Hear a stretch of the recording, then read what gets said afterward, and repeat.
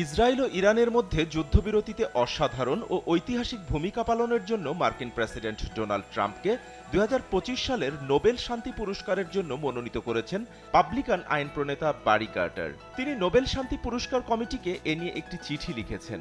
মঙ্গলবার এক প্রতিবেদনে এ তথ্য জানায় ফক্স নিউজ। চিঠিতে বারি কার্টার লেখেন, ইসরায়েল ও ইরানের মধ্যে সশস্ত্র সংঘাতের অবসান ঘটাতে এবং বিশ্বের সবচেয়ে বিধ্বংসী পরমাণু অর্জন থেকে ইরানকে বিরত রাখতে ট্রাম্পের অসাধারণ ও ঐতিহাসিক ভূমিকা রয়েছে। ওয়ালটন আবারও মিলিয়নিয়ার অফারে ওয়ালটন ফ্রিজ কিনে আপনিও হয়ে যেতে পারেন মিলিয়নিয়ার। দুই দেশের যুদ্ধবিরতি চুক্তিতে পৌঁছানোর ক্ষেত্রেও গুরুত্বপূর্ণ ভূমিকা পালন করেছেন ট্রাম্প। চিঠিতে কার্টার আরও লেখেন, নোবেল শান্তি পুরস্কার যে আদর্শগুলোকে স্বীকৃতি দিতে চায়, যেমন শান্তির সাধনা, যুদ্ধ প্রতিরোধ এবং আন্তর্জাতিক সম্প্রীতির অগ্রগতি, সেগুলো এই সংকটের মধ্যে দিয়ে ট্রাম্পের নেতৃত্বে বিদ্যমান ছিল। তিনি বিশ্বকে আশার এক বিরল আভাস দিয়েছেন।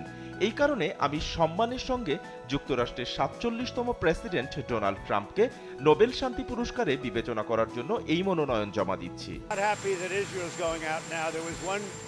এর আগে যুক্তরাষ্ট্রের প্রেসিডেন্ট ডোনাল্ড ট্রাম্পকে ২০২৬ সালে শান্তিতে নোবেল পুরস্কার দেওয়ার সুপারিশ করার সিদ্ধান্ত নিয়েছিল পাকিস্তান।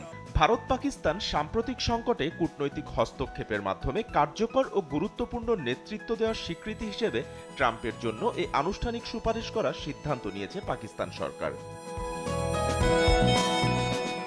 ডোনাল্ড ট্রাম্পের নেতৃত্বের অধীনে ইসরায়েল ও ইরান সহ বেশ কয়েকটি গুরুত্বপূর্ণ আন্তর্জাতিক সংকটে শান্তির প্রচেষ্টার নতুন দৃষ্টিকোণ উন্মোচন করেছে।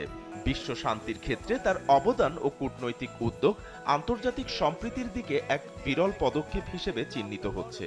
যদিও তার নেতৃত্বের পদ্ধতি অনেকের জন্য বিতর্কিত ছিল এবং তা শান্তির জন্য তার কৃতিত্বের প্রকৃত মূল্যায়ন অনেক ক্ষেত্রেই প্রশ্নবোধক।